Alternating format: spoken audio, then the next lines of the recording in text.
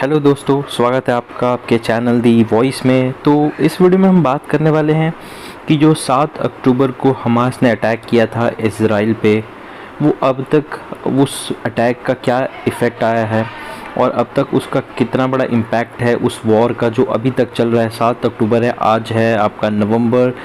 Almost ये 1 महीने से ज़्यादा का वॉर जा चुका है। इसमें कितनी कैजुअलिटी हुई है, कितने इसमें दोनों तरफ से नुकसान हुए, इस पे हम चर्चा करने वाले हैं इस वीडियो में। वीडियो में चर्चा करने से पहले अगर आपको ये कंटेंट मेरा इज़राइल और हमास पे अगर अच्छा लग रहा है, मैंने एक और वीडियो भी डाला, तो प्लीज़ चैनल को एक बार सब्सक्राइब कीजिएगा, एक लाइक कीजिएगा चैनल पे, अपना कमेंट ज़रूर कीजिएगा इस वीडियो के बाद कि आपको इसमें और क्या इम्प्रूवमेंट्स चाहिए। तो शुरू करते हैं। मैं आपको दिखाता हूँ जो मैप है पहले इज़राइल का, एक बार आप वो देख लीजिए कि इतना इंपॉर्टेंट ये क्यों हो जाता है। तो ये जो आप मैप देख रहे हैं यहाँ पे, ये इज़राइल का इज़राइल इसको नहीं कह सकते, एक तरह से ये पैलेस्टीन ही था। 1947 का ये मैप है। यहाँ पे आप ये जो इलाका देख रहे हैं, ये पूरा पैलेस्टीन यहाँ पे था, पूरा का पूरा और पैलेस्टीन ही हुआ करता था। इज़राइल को एक छोटा सा यहाँ पे ऐसे बसाया गया था, बहुत ही छोटा माइन्यूट ऐसा सिटी बसाया गया था, क्योंकि उनके पास अपने रहने के लिए ज़मीन नहीं थी। जब जानते हैं आप हिटलर ने कैसे उन पर अत्याचार किए थे, जर्मनी से वो भाग के चले गए और उनके पास कोई सहारा नहीं था।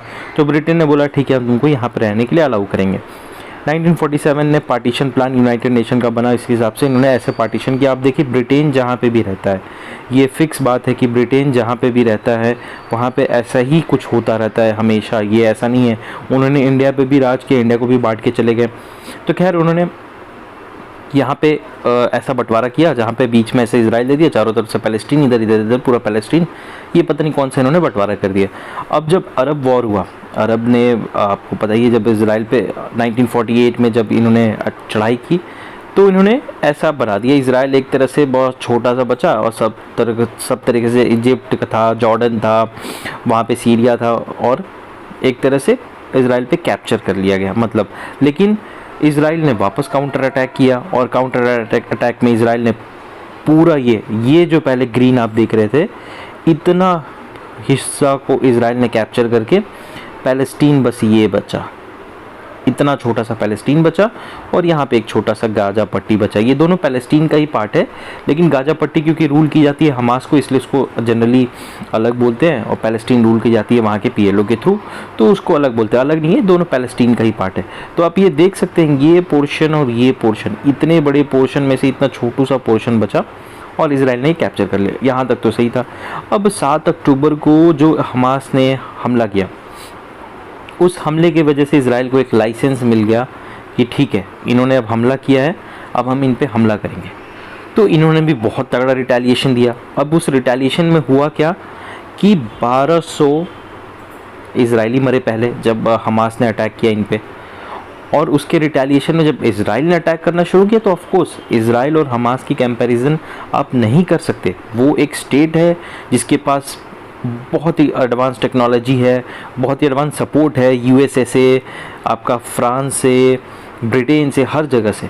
तो जब इजराइल ने अटैक किया तो वहाँ पे जो टोटल कैजुअलिटी हुई वो अराउंड 12,000 लोगों की हो चुकी है अब तक हमास में।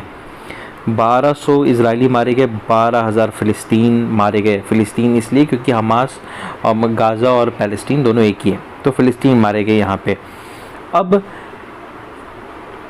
इज़राइल का कहना ये है कि ये तो हमारा अभी शुरुआत है, हम साउथ गाज़ा पे, इसको मैं थोड़ा सा अगर मैं इनलार्ज करूँ ऐसे, तो ये जो भी लड़ाई चल रही है, ये लड़ाई चल रही है सिर्फ़ और सिर्फ ये पोर्शन में।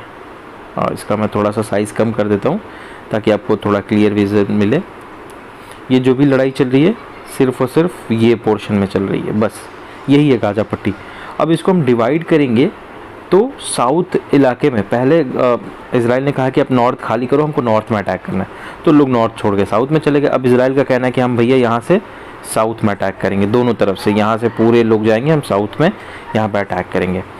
अब अटैक वहाँ पे ऐसा हो रहा है कि मतलब बिल्डिंगें प्लेन की जा रही है, बिल्डिंग प्लेन की जा रही है। ऐसा कहा जा रहा है कि लोग बंकर्स में हैं, तो बंकर्स का सबसे बड़ा सप्लाई होता है एयर।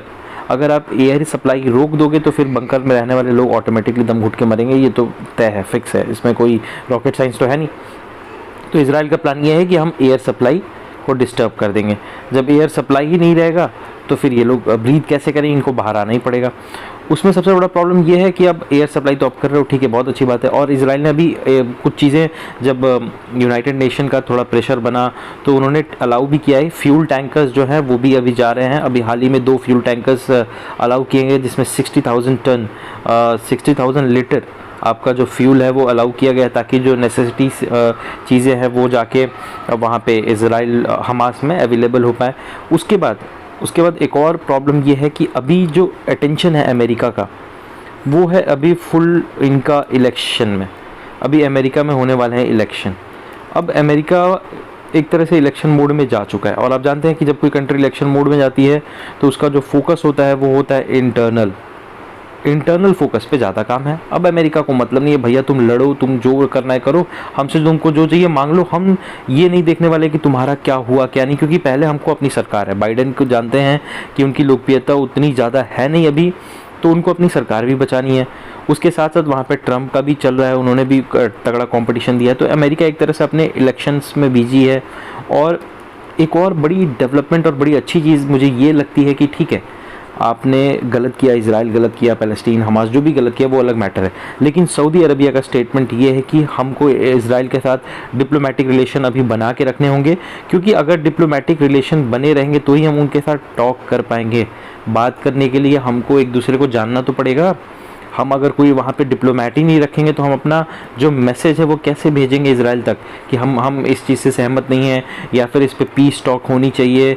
और सऊदी अरबिया ने क्लियर कहा है कि हमास को क्लियर बोला है कि आप जो भी वहाँ पे बंधक बनाया, आपने माना जा रहा है कि 240 के आसपास लोग को बंधक बनाया हमास ने, सऊदी अरबिया ने क्लियर कहा है इनको आप एज इट इज़ रिलीज़ कीजिए और ये वॉर को रोकिए।